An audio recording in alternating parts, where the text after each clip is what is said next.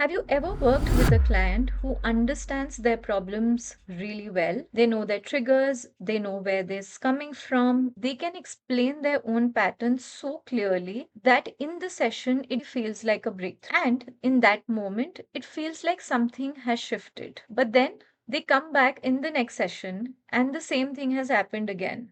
It is one of the most common places where therapists begin to feel confused or even doubt themselves. Because in the session, it looks like progress has happened. Insight and change are not the same thing. Insight is valuable but not sufficient. And this is why more awareness is not always the answer.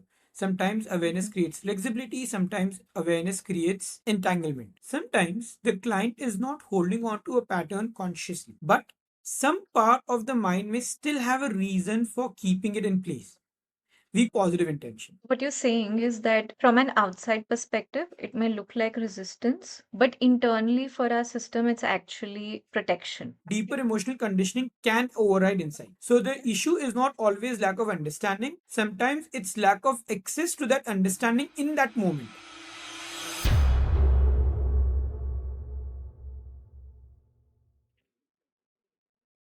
Hi, and welcome to Beyond Insights, Advanced Psychotherapy and Practice, the podcast where we explore how therapists think, work, and grow in real clinical settings. I'm your host, Komal Jain. I am a counseling psychologist, the founder of Therapy by Komal. I have been practicing for 6 years now and been associated with iChars for the last 5 years. In this series, we are looking at some of the deeper realities of therapy, the things many practitioners experience in sessions but are not always clearly trained to understand. And in today's episode, which is titled They Understand, so Why Don't They Change? Joining me, as always, is Nitin Shah, the founder of iChars and someone who has spent years helping therapists and practitioners develop a more structured, effective, and layered way of working with clients. Nitin, welcome back. Thank you, Komal. Glad to be here. So let's start with something that I think almost every therapist has experienced. Have you ever worked with a client who understands their problems really well? They know their triggers, they know where this coming from, they've connected it to their childhood, they can identify the beliefs behind it. And sometimes they can explain their own patterns so clearly that in the session it feels like a breakthrough. They say things like, yeah, this is exactly what happens to me. This explains so much. I've never really seen it this way before. Now I understand why I do this. And in that moment, it feels like something has shifted. But then they come back in the next session and the same thing has happened again. The same reaction, same behavior, same outcome. And somewhere as a therapist, you find yourself wondering that if they understand this so clearly, why is it that they're still not being able to change it? So, what you're describing is actually very common. In fact, it is one of the most common places where therapists begin to feel confused or even doubt themselves. Because in the session, it looks like progress has happened. The client is engaged, they are reflecting, they are connecting the dots. Sometimes they are even having emotional release. So naturally, it feels like the work is working. But then, life outside the session tells you something else. That's where we need to make a very important distinction. Insight and change are not the same thing. Insight is valuable but not sufficient. That already feels like such a big shift because in so much of therapy training, helping the client gain insight is seen as the major part of the work. And to be fair, when a client reaches an insight, it does feel meaningful. It is meaningful, and I want to be very clear about that. Insight matters. It gives language, it gives clarity. It helps the client make sense of what they are experiencing. So the problem is not insight. The problem is when we mistake insight for a change. A client may understand this is my trigger, this is the belief behind it, this is why I react the way I react. And still, when the trigger shows up in real life, the same emotions still get activated, the same behavior follows, and the same outcome repeats itself. So, one of the first things as therapists one needs to remember and understand is that insight is valuable but by itself, it is not enough. So, let me say this again. Insight is valuable, but by itself, it is often not enough. When awareness helps, it helps. And then there are also places where awareness creates hindrances. And I think most therapists would agree that awareness can help, but like you said, can it actually get into the way? Can. And this is a nuance that is important to recognize. Awareness can lead to change, but awareness can also come in the way of creating change. And how we can qualify this? Let's look at a few examples. Suppose a client has performance anxiety. Over time, they become very aware of the pattern. They know when I have to speak, I notice my heartbeat. Then I think I will mess up. Then my anxiety increases. Then I either avoid, freeze, or rush. Now that awareness can be useful if it helps the client step back and respond differently. But sometimes the awareness becomes hyper monitoring. Now, the moment they notice even a slight change in their body, they start checking: is my heartbeat going up? Is it racing? Is it happening again? Am I getting anxious? What if I lose control? Why can't I stop this? Now, awareness is no longer creating distance, it's pulling them deeper into the pattern. So, yes, awareness can help, but when awareness turns into overanalysis, self monitoring, or rumination, it can strengthen the very thing we are trying to change. So basically, what you're saying is that the client is just not anxious about speaking, they're also anxious about noticing themselves becoming anxious. So, there is this line which a lot of people use nowadays: my anxiety also has anxiety. So, I'm anxious about becoming anxious, Yeah. right? So, yes, that's Yeah. exactly true. And this is why more awareness is not always the answer. Sometimes awareness creates flexibility, sometimes awareness creates entanglement. So, the question is not simply does the client understand? The deeper question is this awareness helping the pattern loosen or helping the pattern tighten a bit more? Why insight does not automatically create change can be understood with the help of this particular question. That's actually a very important distinction. So let's go deeper into it. If insight is not enough, what are the main reasons it often doesn't translate into change? So there are a few important reasons. And once therapists understand these, a lot of confusion starts making sense. So the first is Okay. the pattern is many a times still being reinforced. This is a very simple yet the most obvious thing that you will notice. Just Mm-hmm. because the client understands the pattern does not mean that the pattern has stopped being reinforced. Most repeated patterns follow a loop. There is a trigger. That trigger leads to an interpretation. The client experiences certain emotions as a result of that interpretation. There is a behavior that the client gets involved in, and then eventually it leads to an outcome. And this outcome many a times ends up reinforcing the original interpretation. So let's say that a client has a belief: people don't respect me. Someone says something casually.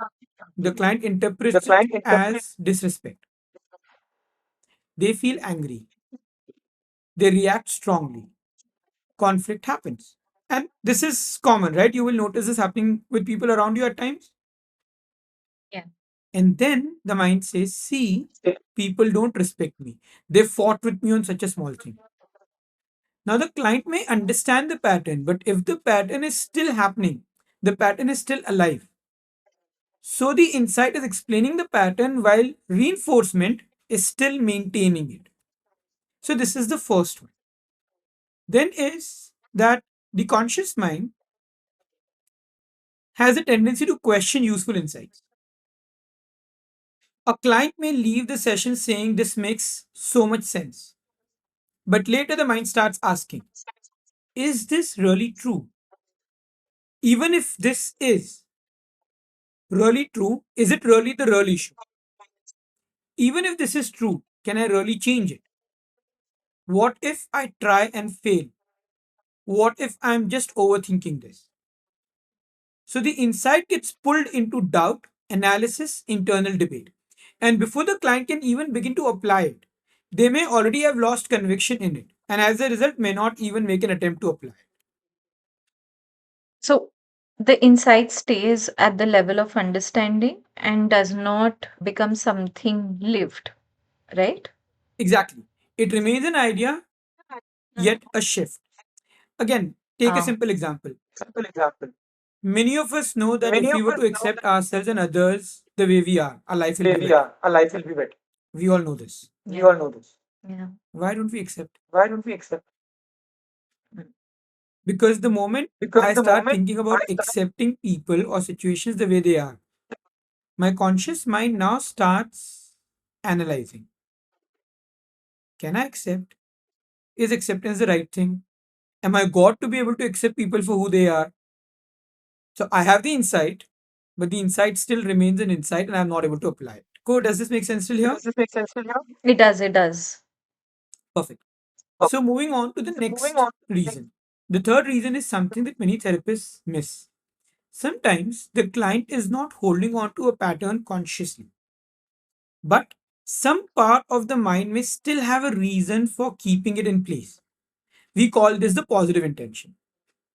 That reason may be safety, protection, control, avoidance of pain, preventing disappointment, preserving some sense of identity. And these are just some examples, right? So even if the conscious mind says, I want to change, another part may still be saying, this is how I keep myself safe. And if that part still believes the pattern is useful, understanding alone is not enough to dissolve it.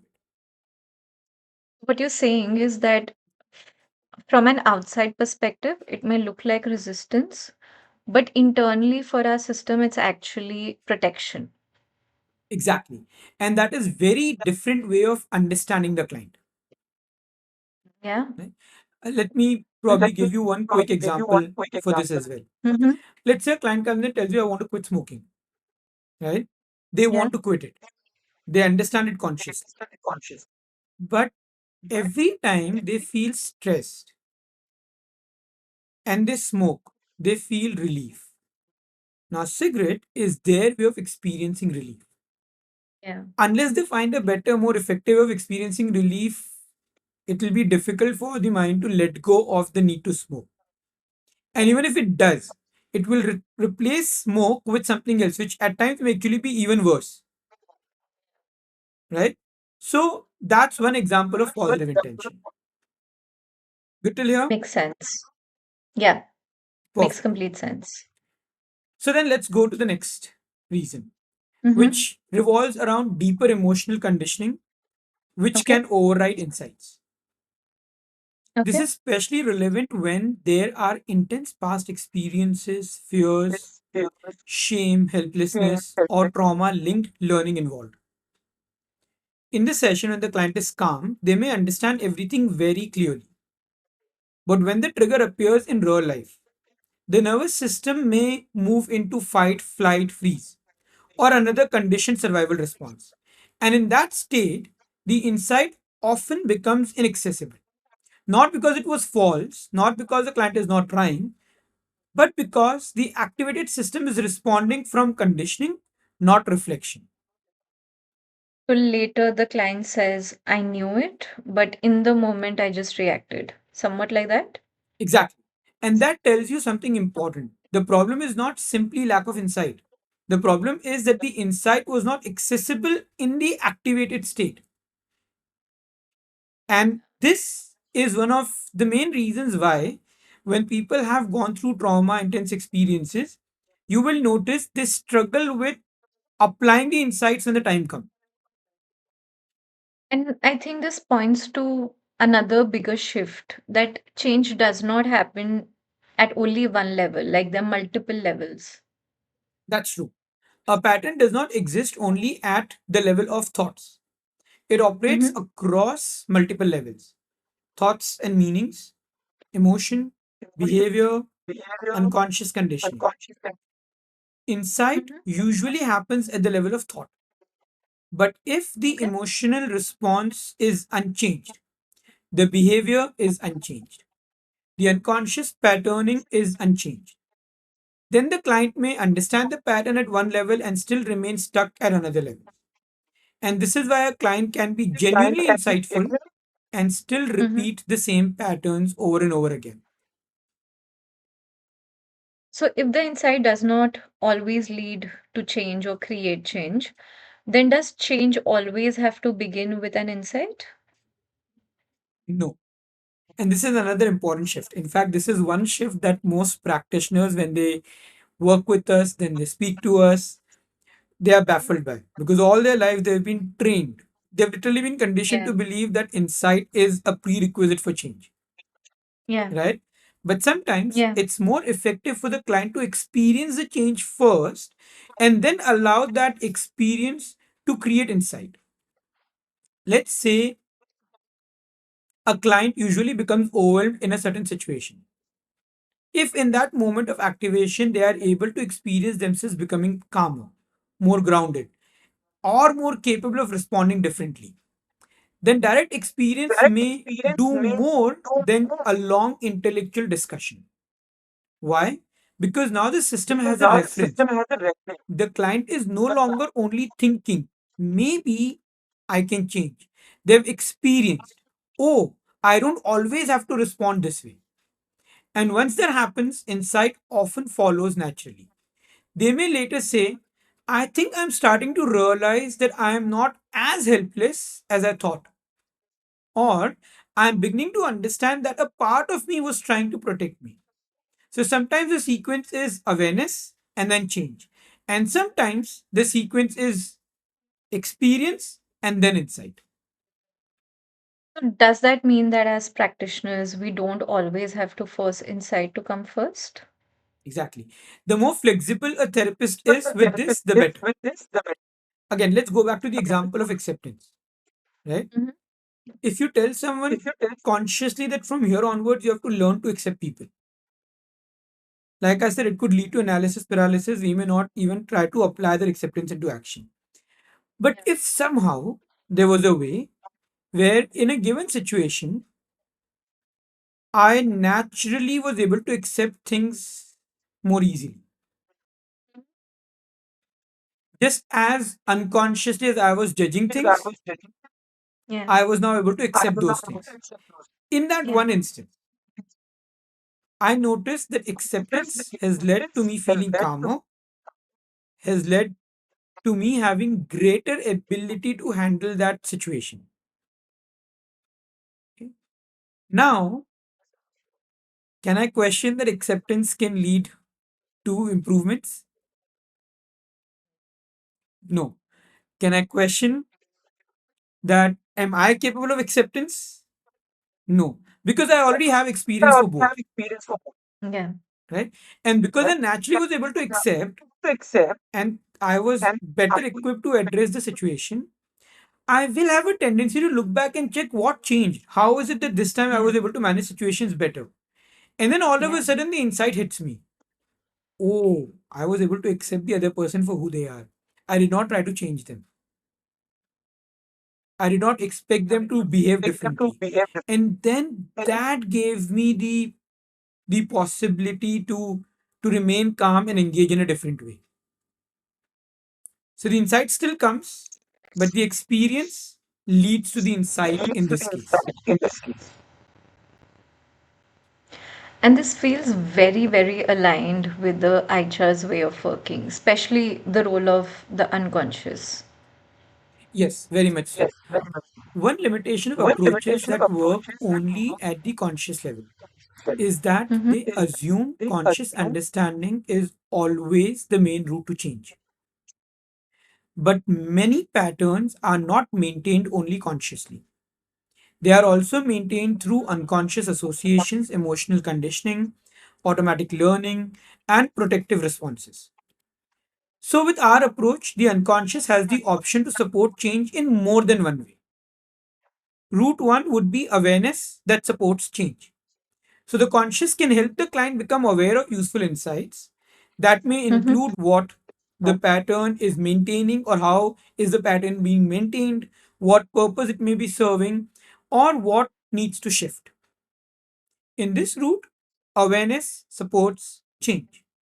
And then route two is change without full prior awareness.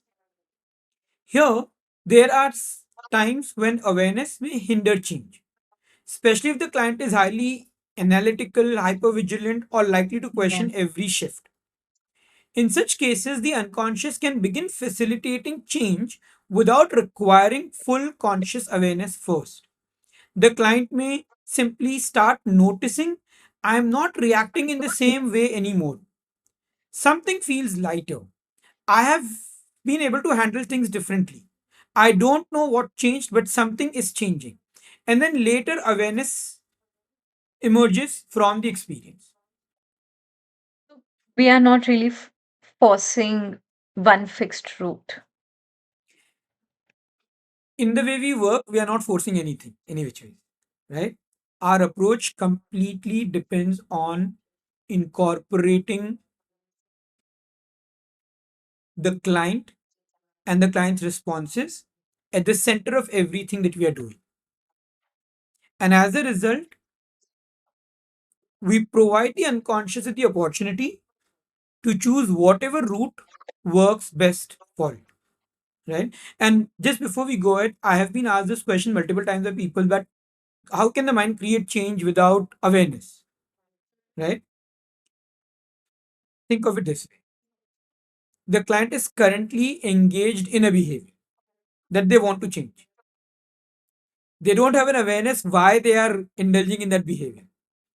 And yet the mind is reinforcing the behavior repetitively, right? The mind is running that behavior on an autopilot, which basically means the mind is very capable of running things without your conscious awareness, right? So if the mind can run a dysfunctional pattern without your conscious awareness, why can't it run a functional pattern without your conscious awareness? Absolutely. So the mind is quite capable of doing it. It's just that we need Mhm. to allow the mind the opportunity it requires to select the best things. So to summarize, sometimes awareness leads to change, sometimes change leads to awareness. And when you allow both the routes, Mhm. you work with the mind more effectively. Perfect. Okay, so if a therapist realizes that the client has an insight, but then the behavioral patterns do not seem to change, then what is it that a therapist is to do differently? So a few important shifts. One, don't measure Mhm. progress only by insight. Don't Okay. evaluate progress by how insightful the session felt, how clearly the client understood the issue, or how emotionally deep the conversation was. Also, ask what is changing outside the session. Are emotional responses shifting? Are behaviors changing? Is the loop weakening? Second, don't assume that more discussions mean more progress. Sometimes more exploration can help, but sometimes more exploration only creates more intellectual understanding without really creating the required interruption. So the question is not always, can we understand this even more deeply? Sometimes the better question is, what in this pattern now needs to shift? And then third, start looking at what is maintaining the pattern. Instead of only asking why is this happening, also ask Mhm. what keeps reinforcing it. What is the client still getting through it? What happens when the trigger appears? And at what point does the insight disappear? That gives you a much more useful direction for therapy. Perfect. And so, if we were to bring all of these things together, what would you say are like the key takeaways from today's conversation? Okay. So I would put it like this: one, insight is valuable, but it is not enough. It creates awareness, language, and clarity, but it does not automatically create change. Second, awareness can help, but it can also hinder. If it creates flexibility, it helps. Mhm. If it becomes rumination, hypermonitoring, self consciousness, it may strengthen the pattern. Third, patterns continue because they are reinforced. So if the pattern is still active, something is still maintaining it. Fourth, the conscious mind may question even useful insight. So insight can remain stuck at the level of mental debate instead of becoming a lived change. Fifth, a part of the system may still have a positive intention behind holding on to that pattern. If the pattern is serving safety, protection, control, or avoidance, understanding alone may not dissolve it. In moments of activation, deeper emotional conditioning can override insights. So the issue is not always lack of understanding. Sometimes it's lack of access to that understanding in that moment. Seventh, sometimes it is more effective to experience change first. The experience can create the opening for insight rather than waiting for insight to create change. And lastly, work with both the conscious and unconscious processes. Allow awareness where awareness helps. Allow deeper change without prior awareness where awareness may interfere. And let the experience of change lead to insight where needed. And I think this very naturally leads us to our next episode. Because once we understand that insight is not enough and that the patterns continue because they are maintained at different levels, then the next question becomes, what exactly are we supposed to be looking at as therapists? How do we understand the patterns more accurately? And how do we stop jumping into techniques without first understanding what is it that we are really working with? So, yes, the next episode literally transitions or is literally a follow up of what we have spoken in this particular episode. It's important that once you stop mistaking insight for change, the next shift is to understand the pattern much more precisely. How it works, what maintains it, and where intervention needs to happen. And that's exactly what we will be exploring in the next episode. So, maybe a useful reflection for our listeners is this, that the next time a client says, I understand exactly why I do this, but I still keep doing this, pause and ask yourself, is the insight present, but the reinforcement is still stronger? Is awareness helping this client or trapping them in the pattern? Is there a positive intention behind holding on? Does the trigger activate something deeper than overrides reflection? And perhaps also, does this client need more explanation right now or a different experience? And if there's one thing I would want therapists to remember, it's this: Mhm. insight explains the pattern, but change happens when the pattern begins to shift. And sometimes the experience of that shift is what finally creates the insight. That's a powerful place to pause. Thank you so much, Nitin. Thank you for sharing this. Thank you, Komal, for hosting this session once again today. And thank you to everyone for listening. We'll see you in the next episode of Beyond Insights Advanced Psychotherapy and Practice.